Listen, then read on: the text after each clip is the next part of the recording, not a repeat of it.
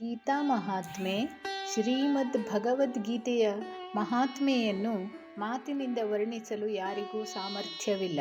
ಏಕೆಂದರೆ ಇದು ಒಂದು ಪರಮ ರಹಸ್ಯಮಯ ಗ್ರಂಥ. ಇದರಲ್ಲಿ ಸಂಪೂರ್ಣವಾಗಿ ವೇದಗಳ ಸಾರವನ್ನು ಸಂಗ್ರಹ ಮಾಡಲಾಗಿದೆ. ಗೀತೆಯ 12ನೇ ಅಧ್ಯಾಯವಾದ ಭಕ್ತಿಯೋಗಕ್ಕೆ ಅತ್ಯಂತ ಹೆಚ್ಚಿನ ಮಹತ್ವವನ್ನು ನೀಡಲಾಗಿದೆ.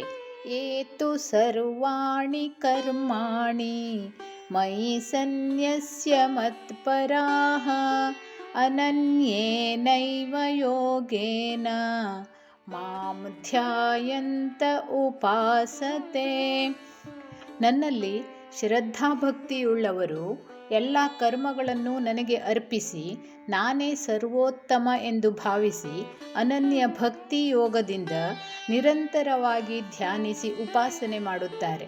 ಭಕ್ತ ಯೋಗಿಯು ತನ್ನ ಕ್ರಿಯೆಗಳನ್ನು ಭಗವಂತನಿಗೆ ಅರ್ಪಿಸಿ ಕರ್ಮ ಬಂಧನದಿಂದ ಮುಕ್ತನಾದಂತೆ ಜ್ಞಾನಯೋಗಿಯು ಕ್ರಿಯೆಗಳನ್ನು ಪ್ರಕೃತಿಯಿಂದಾದುದು ಎಂದು ತಿಳಿದುಕೊಂಡು ತನ್ನನ್ನು ಅವುಗಳಿಂದ ಸರ್ವಥಾ ಅಸಂಗ ಮತ್ತು ನಿರ್ಲಿಪ್ತತೆಯನ್ನು ಅನುಭವಿಸುತ್ತಾ ಕರ್ಮ ಬಂಧನದಿಂದ ಮುಕ್ತನಾಗುತ್ತಾನೆ.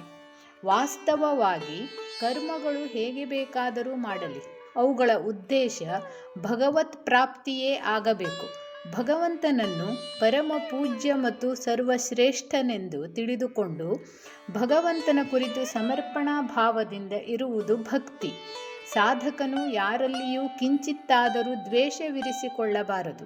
ಕರ್ಮ ಬಂಧನದಿಂದ ಮುಕ್ತನಾಗಲು ಸಗುಣನು ಕರ್ಮಗಳಲ್ಲಿ ಮಮತೆ, ಆಸಕ್ತಿ, ಫಲೇಚ್ಛೆಗಳನ್ನು ತ್ಯಾಗ ಮಾಡುವ ಅವಶ್ಯಕತೆ ಇದೆ. ಏಕೆಂದರೆ ಇಂತಹ ಕರ್ಮಗಳೇ ಬಂಧಿಸುವಂತಹುದು. ಸಗುಣ ಉಪಾಸಕನು ಶುಭ ಕ್ರಿಯೆಗಳನ್ನು ಭಗವಂತನಿಂದ ಮಾಡಿಸಲ್ಪಟ್ಟವು ಎಂದು ತಿಳಿಯುತ್ತಾನೆ. ಹಾಗೂ ಪ್ರಪಂಚದ ಭೋಗಗಳ ಉದ್ದೇಶವಿಲ್ಲದ ಕಾರಣ ಅವನಲ್ಲಿ ಕಾಮನೆ ಇರುವುದಿಲ್ಲ. ಕಾಮನೆ ಇಲ್ಲದ ಕಾರಣ ಅವನಿಂದ ಅಶುಭ ಕ್ರಿಯೆಗಳು ನಡೆಯುವುದೇ ಇಲ್ಲ. ಅನನ್ಯೇನೈವ ಯೋಗೇನ ಮಾಂ ಧ್ಯಾಯಂತ ಉಪಾಸತೆ.